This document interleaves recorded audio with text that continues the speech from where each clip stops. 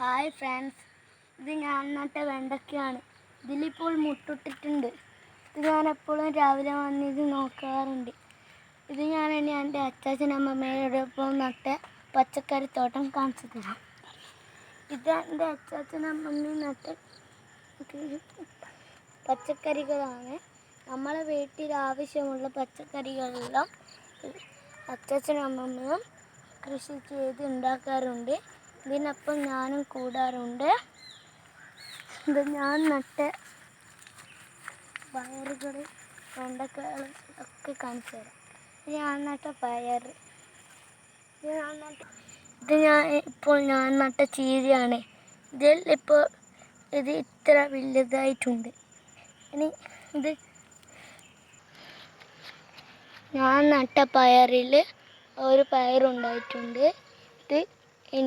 ഇത് രണ്ട് പയറുണ്ടായിട്ടുണ്ട്. നിങ്ങളും ഇതേപോലെ പച്ചക്കറിത്തോട്ടം നിങ്ങളുടെ വീട്ടിലും ഉണ്ടാക്കണം. കാരണം ഇപ്പോൾ മാറിയ കാലാവസ്ഥയിൽ ഇപ്പോൾ മാർക്കറ്റിൽ കിട്ടുന്ന പച്ചക്കറികളെല്ലാം വിഷാംശം നിറഞ്ഞതിനാൽ നമുക്ക് രോഗം വരാൻ സാധ്യതയുണ്ട്. നിങ്ങൾ ഇതേപോലെ പച്ചക്കറിത്തോട്ടം ഉണ്ടാക്കിയാൽ നല്ല പച്ചക്കറികളും നല്ല ആരോഗ്യമുള്ള കുട്ടികളുമായി നമുക്ക് ജീവിക്കാൻ കഴിയും. നല്ലതായി ജീവിക്കാൻ കഴിയും. അതുകൊണ്ട് എല്ലാവരും വീട്ടിൽ ഇതേപോലത്തെ ഒരു പച്ചക്കറിത്തോട്ടം ഉണ്ടാക്കണം.